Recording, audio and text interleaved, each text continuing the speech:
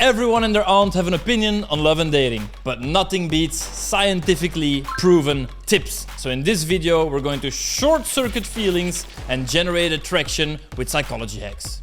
The hidden signs of attraction. It all starts with tapping into the most powerful sexual organ we possess, our brains. So I will give you 3 psychological principles that you can apply today, ranging from beginner level to more advanced. Very quickly, you might wonder, who am I to tell you all this? My name is Louis Farfields, dating coach for almost a decade now, known from TV and discussion panels. I've guided thousands of guys to a happier dating life. Subscribe and stick around because each video takes you one step closer to dating your dream girl. Now, how does the science of attraction work? Humans are naturally drawn to things that hold value. What has value comes from our basic instincts for survival and reproduction. Picture this, you're at a restaurant and your eyes follow a waiter who is carrying a delicious dish. Or there's a lady in yoga pants who effortlessly grabs everyone's attention. It's almost like a magnetic force pulling you in. But here's the kicker. While you can analyze the nutritional value of a meal, a person's attractiveness is much more about perception. And this is where it gets interesting because you will learn how to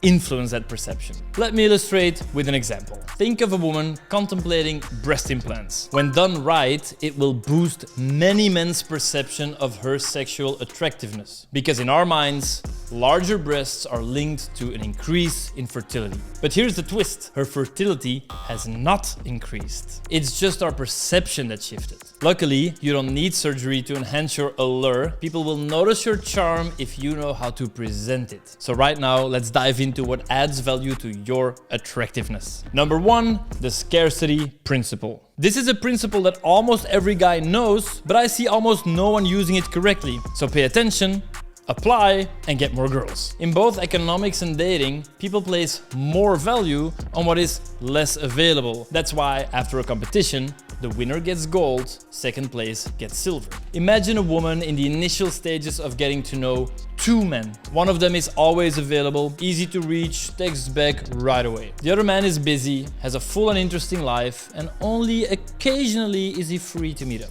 The girl will experience the time of the busier man as more valuable. So yes, there is something to be said for playing hard to get, but that's where things go wrong. Attraction games are for amateurs. A text guide we teach not to act attractive, but to be attractive. Make sure you genuinely have an interesting life so you're actually too busy to check your phone every 10 minutes to see, hey, has she replied yet? The Pygmalion effect. After an IQ test amongst children in a school, teachers were told that certain students in the class were late bloomers. The teachers did not know the results of the IQ test. All they knew were the names of students who were expected to be late bloomers. At the end of the school year, during the second IQ test, the students whose teachers had now expected them to perform better actually did perform better than the control group. This is the Pygmalion effect, where if we have high expectations of someone, they will actually also perform better. So how can you use this to be more attractive on your dates? When you are on your way to your date, imagine she has been looking forward to seeing you all day. Imagine that she's already putting in a lot of effort to get dolled up for you, that she will smile upon your arrival and she'll be so happy to see you.